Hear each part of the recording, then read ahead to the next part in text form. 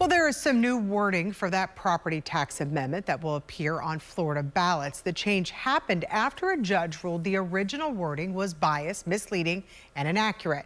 One of the words that stood out before was save. You will vote on it in November, and it will need 60% to pass. Today, Governor Ron DeSantis said the bill is more clear, and although it wasn't what he wanted, he says it's what you deserve.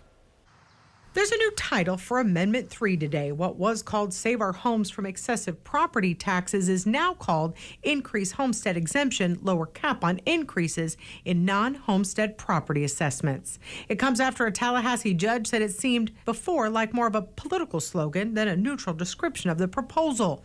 Under the measure, Florida's homestead exemption for taxes other than those supporting schools would increase to $150,000 in 2027 and $250,000 in 2028, with the amount adjusted for inflation in later years. Governor Ron DeSantis responded today saying the language is now much more clear. So it's written in ways that really is designed to kind of obscure many times.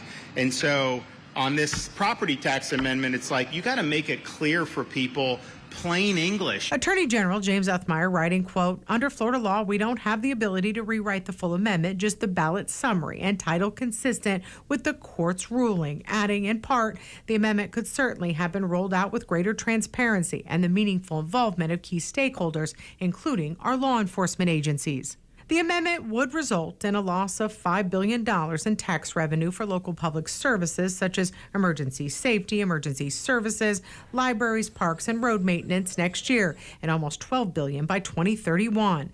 And sheriffs across Central Florida have come out against it, saying the cuts are just too deep. Do you take a sledgehammer and destroy the entire system, or do you take a scalpel?